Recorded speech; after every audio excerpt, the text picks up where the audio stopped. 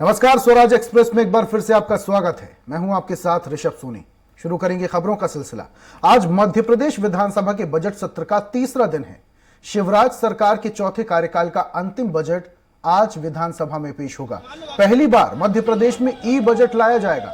Budget को देखने पढ़ने के लिए विधायकों को विधानसभा की ओर से टैबलेट दिए जाएंगे। वित्त मंत्री जगदीश देवड़ा 11 बजे विधानसभा में बजट पेश करेंगे।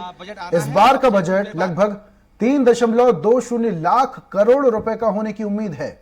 वित्त मंत्री जगदीश देवड़ा टैबलेट से पढ़कर बजट भाषण देंगे। वित्त मंत्री जगदीश देवड़ा पूजा अर्चना के बाद विधानसभा के लिए रवाना हुए। इस दौरान उन्होंने कहा, सभी वर्गों को ध्यान में रखकर बजट बनाया गया है। लाडली बहना योजना के लिए विशेष बजट होगा।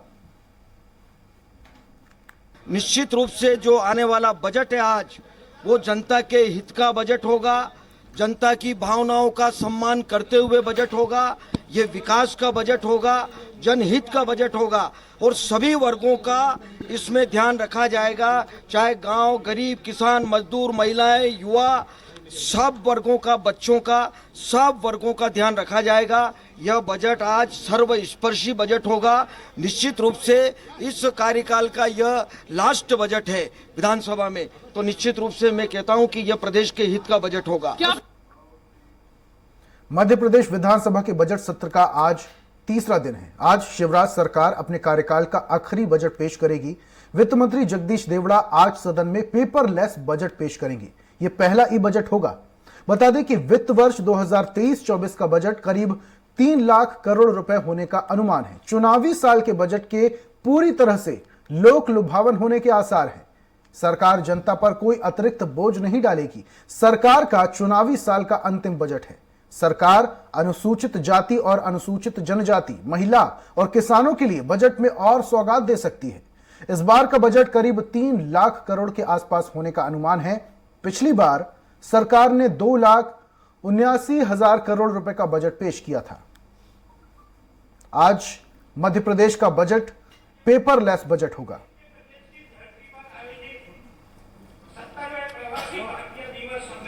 और इस पर ज्यादा जानकारी के लिए भोपाल से हमारे सहयोगी अतुल शर्मा लाइव जुड़ चुके हैं, उनसे जानकारी लेते हैं। अतुल, वित्त मंत्री जगदीश देवड़ा अब आज पहला मध्य प्रदेश का ई पेपर बजट पेश करने जा रहे हैं। इससे पहले कैबिनेट की बैठक भी आयोजित की गई है 9:30 बजे से। क्या कुछ यहां पर बजट को लेकर कयास लगाए जा रहे हैं? देखिए ऋषभ, बिल्कुल प्रदेश सरकार का बजट आ रहा है और ये शिवराज सरकार 4 का ये आखिरी बजट होगा। वो इसलिए क्योंकि इस साल अंत में विधानसभा चुनाव होने हैं। हालांकि वित्त मंत्री जगदीश देवड़ा विधानसभा पहुंच चुके हैं और अब से कुछ देर बाद कैबिनेट बैठक शुरू होगी, जिसमें बजट को लेकर शिवराज सरकार के कैबिनेट जो मंत्री है उसमें बजट को लेकर अनुमोदन करेंगे। हालांकि देखिए, चुनावी बजट हम इसलिए भी कह रहे हैं क्योंकि देखिए ये समय सरकार के सामने चुनौती है, क्योंकि आने वाले समय में जैसे जैसे मध्य प्रदेश के अंदर चुनावी समर में सरकार जाएगी तो उनको अपनी उपलब्धियां गिनानी होगी और साथ में योजनाएं किस तरीके से चलाना है, वो तमाम जो चीजें हैं वो उनको बतानी होगी। हालांकि जिस तरीके से आज बजट को लेके कयास लगाया जा रहे हैं, 3 लाख करोड़ से ज्यादा का ये बजट मध्य प्रदेश के अंदर आने वाला है, क्योंकि ये चुनावी बजट है। हालांकि देखिए, अगर हम देखें तो अलग अलग योजनाओं को लेकर काफी इसके अंदर प्रावधान किया जाएगा, फंड दिया जाएगा, जिसमें प्रमुख रूप से जिस तरीके से हम देख रहे हैं लाडली बहना योजना का जिक्र लगातार किया जा रहा है, जिसमें खुद मुख्यमंत्री शिवराज सिंह चौहान भी लगातार मीडिया के सामने लाडली बहना योजना के बारे में जानकारी दे रहे हैं। 5 तारीख से फॉर्म भरना है, लेकिन जिस तरीके से कयास लगाया जा रहा है कि इसके अंदर विशेष फंड जो है बजट के दौरान दिया जाएगा, क्योंकि जिस तरीके से अगर हम देखें तो एक बड़ा तबका जो है मध्य प्रदेश सरकार साधने की कोशिश कर रही है, आधी आबादी को साधने की कोशिश कर रही है। लगभग जो है 1.5 करोड़ से ज्यादा जो हितग्राही है वो इस योजना से सीधे तौर से इनको लाभ मिलेगा, यानी एक बड़ा वोट बैंक प्रदेश सरकार साधने की कोशिश कर रही है। हालांकि अगर इसके दूसरी तरफ अगर हम देखें तो किसान एक बड़ा वोट बैंक है। इसको अगर हम देखें कृषक समाधान योजना की अगर हम बात करें तो उसके अंदर अलग अलग जो योजनाएं चलाई जा रही हैं किसानों को लेके, उसके अंदर एक विशेष फंड देने की कोशिश की जाएगी। कन्यादान, मुख्यमंत्री कन्यादान योजना में जिस तरीके से जो राशि दी जा रही है उसकी राशि बढ़ाने की उम्मीद जताई जा रही है। इसके साथ में अगर हम बात करें तो सीएम राइज स्कूल को लेकर लगातार मुख्यमंत्री शिवराज सिंह चौहान बात कर रहे हैं, तो सीएम राइज स्कूल को लेकर भी विशेष फंड देने की बात की जा रही है। संबल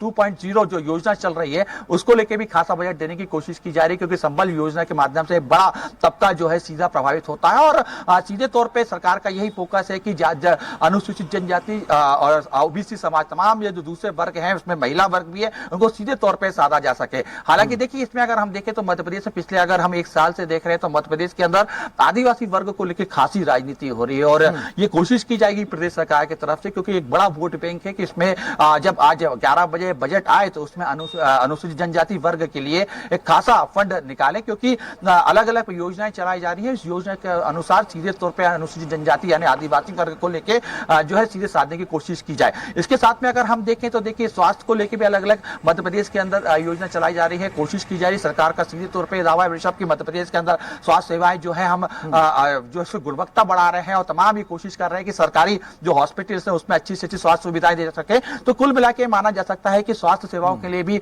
सरकार की तो स्वास्थ्य समेत तमाम बातों पर तवज्जो दी जाएगी। आपसे ये भी समझना चाहेंगे जिस तरीके से ये कयास लगाए जा रहे हैं, इस बार का ये जो शिवराज कैबिनेट का, शिवराज सरकार का अंतिम बजट है तो ये चुनावी बजट है, ये तय है।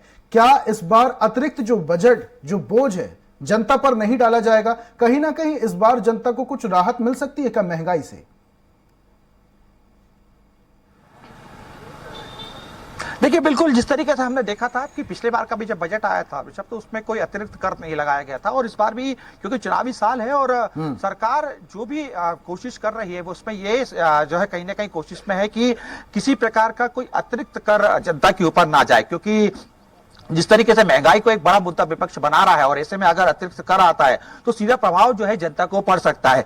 हालांकि देखिए जिस तरीके से अगर हम देखें तो पेट्रोल डीजल की भी जो कीमत है उसमें कहीं ना कहीं एक बड़ा हिस्सा मध्य प्रदेश सरकार का होता है, उसमें ये कयास लगाए जा रहे हैं कि उसमें भी कहीं ना कहीं कुछ कटौती करके महंगाई को जो है कम किया जा सकता है। यानी कुल मिला के ये कोशिश सरकार की तरफ से रहेगी कि जब जनता के बीच में सरकार पहुंचे तो कहीं ना कहीं सीधे तौर पे उनको विशेष जो है फोकस योजना के माध्यम से करे, विशेष फंड के माध्यम से करे। जी अतुल, इसके अलावा जरा पीछे की तस्वीरें भी दिखा दीजिए, वहां पर लोगों की कैसी तादाद पहुंच रही है? क्या वहां पर अब लोगों का पहुंचना शुरू हो चुका है? विधायक भी जैसे कि कैबिनेट मीटिंग का भी आयोजन किया गया था, विधानसभा में ही शिवराज कैबिनेट का आयोजन किया गया है, तो उस मीटिंग को लेकर भी जरा जानकारी दीजिए। देखिए बिल्कुल अब से कुछ देर बाद बिशप चालू होगी। देखिए पहले तस्वीरें देख लीजिए, लोगों का पहुंचने का सिलसिला शुरू हो चुका है। मध्य प्रदेश विधानसभा है और तस्वीरें विधानसभा की आ रही हैं। हालांकि अब से कुछ देर बाद जो है कैबिनेट बैठक शुरू होगी। तमाम शिवराज सरकार के जो मंत्री हैं वो इस यहाँ पे मौजूद रहेंगे और बजट को लेकर अनुमोदन किया जाएगा। देखिए बजट पेश होने की पहले की ये प्रक्रिया होती है कि कैबिनेट के तमाम जो मंत्री हैं उनके सामने बजट को बात की जा सके, चर्चा की जा सके और प्रदेश सरकार की तरफ से अनुमोदन किया जा सके। हालांकि देखिए जिस तरीके से हम देख रहे हैं कि विपक्ष भी सीधे तौर पे सवाल उठा रहा है और बजट को लेके यही कह रहा है कि बजट तो आप ले आएंगे और बड़ा बजट होगा, लेकिन आखिर राशि कहां से आएगी उन योजनाओं को पूरा करने के लिए सवाल कहीं ना कहीं विपक्ष भी उठा रहा है। लेकिन देखिए सरकार के सामने काफी चुनौती है ऋषभ, अगर हम देखें तो चुनौती सबसे महत्वपूर्ण यही है क्योंकि लगातार मध्य प्रदेश सरकार कर्जा ले रही है और कर्जे के बीच में ये जब बजट आएगा तो किस तरीके से इस बजट को आगे लेके चले और तमाम योजनाओं को किस तरीके से इसके अंदर जो मत है फंड दिया जाए, क्योंकि अलग अलग तबके सभी तबकों की कहीं ना कहीं आस इससे जुड़ चुकी है। हम महिलाओं की बात करें, हम युवाओं की बात करें, हम तमाम व्यापारी वर्ग की बात करें, क्योंकि व्यापारी वर्ग भी सीधे तौर पर प्रभावित हो रहा है। पिछले समय हमने देखा था कि किस तरीके से कोविड काल चला है, उसके बाद से लगातार मध्य प्रदेश में अर्थव्यवस्था को लेकर भी कहीं ना कहीं सवाल उठ रहे थे। तो कुल मिला के सरकार के सामने यही समय चुनौती बनी हुई है कि मध्य प्रदेश को सुचारू रूप से अर्थव्यवस्था को व्यवस्थित किया जा सके। हालांकि विकास दर जिस तरीके से कल आर्थिक सर्वेक्षण आया है उसके बाद से सीधे तौर पर हम देख रहे हैं कि विकास दर में वृद्धि हुई है, प्रति व्यक्ति इनकम जो है उसमें भी बढ़ोतरी हुई है। तमाम ये कोशिशें सरकार की तरफ से इस बार सरकार के सामने चुनौती बनी हुई है। चुनौती ये भी रहेगी विपक्ष को किस तरीके से शांत कराया जाए, क्योंकि जैसा कि पिछले बजट में देखा गया था, बजट पेश होने के पहले ही विपक्ष द्वारा हंगामा शुरू कर दिया गया था। अब कयास ये भी लगाए जा रहे हैं कि इस बार भी सदन हंगामेदार हो सकता है। बहुत बहुत शुक्रिया अतुल तमाम जानकारियों के लिए।